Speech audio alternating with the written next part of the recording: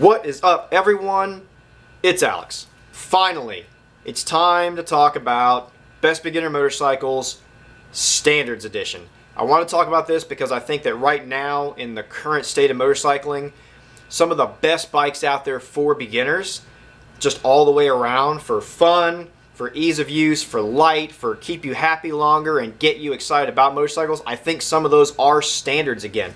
We went through a really long time in motorcycling where standards were kind of forgotten about for the most part. Like sport bikes and cruisers just kind of like ruled everything.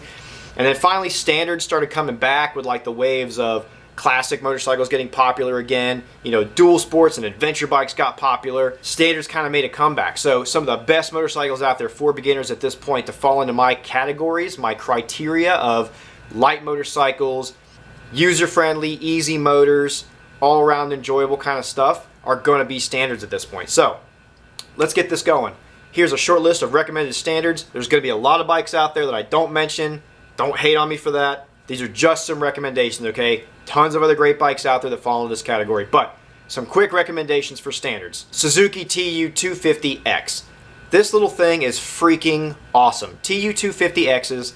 It's a 250cc motor. They fuel injected it. It's chain drive. It is very, very light, at least from my experience. It is a very light motorcycle. I'm not going to give you the exact weight because that doesn't matter. What it feels like when you pick it up off a kickstand is what matters. The exact spec weight does not freaking matter, guys. I know people like to yell in the comments about he didn't mention what the spec dry weight was and the spec curb weight. It doesn't matter. What it feels like to you is what matters. Tu250X's always feel light to me. There's enough power there to be fun, but it's very, very tame, very, very manageable. It's smooth, it shifts good, it starts easy. It's got all the stuff that I would recommend for a fantastic first motorcycle. I think Tu250X, go find one, go sit on one. They've been out long enough now, you should be able to find them used too, reasonable prices. Either way, the price should be reasonable on it. If you can find one, check out a Tu250X.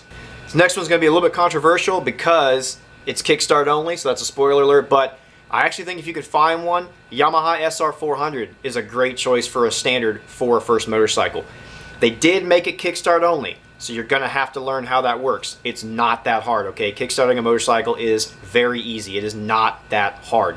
It is fuel injected, it is light, it's a 400cc single cylinder motor, it's smooth, it's fun, it's a great all-around little motorcycle. Not only for a beginner motorcycle, it's a great second motorcycle to have, but I'm actually going to recommend you look at and sit on a Yamaha SR400 as a possible first motorcycle.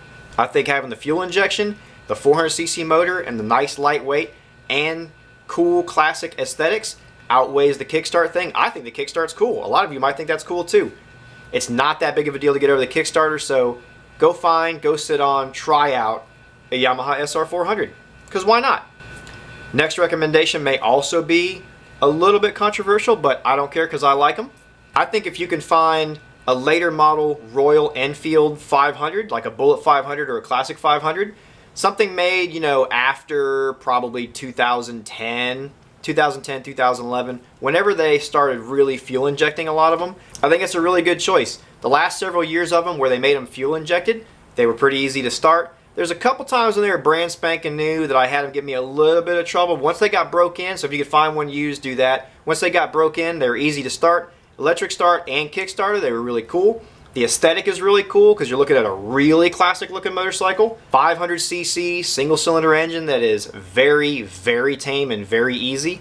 I had a blast. I've got a video out and I'll probably try to link it up. I've got a video out where a friend and I just went riding all over Nashville on them one night. So much fun. So much fun. Had no problems out of them. They handled nice and light. Yes, they're old school motorcycles, so they're going to have kind of a squishy suspension, a little bit squishy brakes. They are not fancy. They are not high performance at all. They are just an old school, fun motorcycle. They're very tame. When you're riding them, they feel very, very light, and they're very, very inexpensive. Okay, if you have to work on one or have to have someone work on them, they're really, really basic. I've had good luck out of them.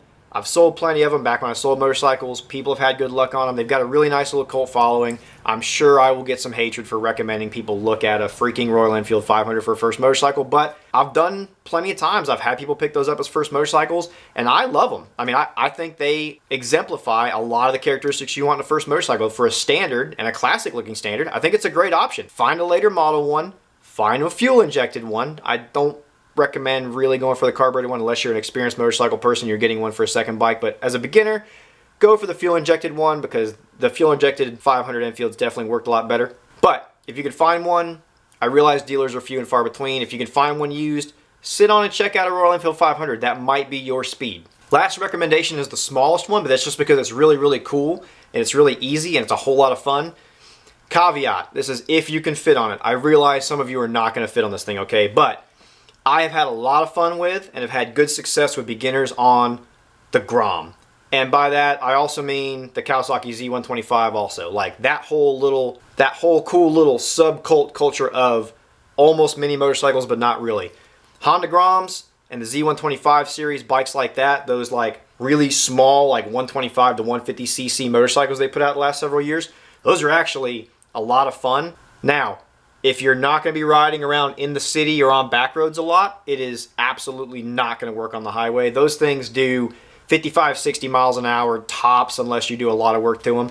But I think Honda Groms and the Z125 series, those kinds of bikes, I think those could actually be a killer beginner motorcycle because they're so easy, they're so light.